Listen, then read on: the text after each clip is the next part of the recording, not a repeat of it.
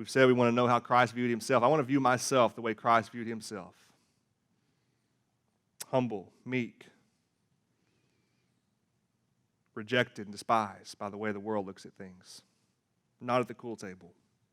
Jesus was no respecter of any of that. He looks on the inside.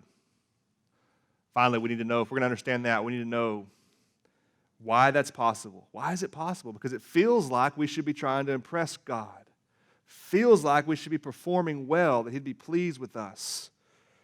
Final point is we need to know all we can about the grace and mercy of God. That's what James says here. He says, do you not realize that God has saved these poor people and made them rich in the kingdom? He says, do you not realize your whole method of evaluating is so backward?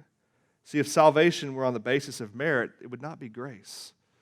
But our faith, the only point of our faith that's worth anything is the fact that it's by grace through faith. And so God saves completely on the basis of the work of the cross of Jesus Christ, his shed blood. Not because of anything that we are or have done or will do. See, God ignores national differences.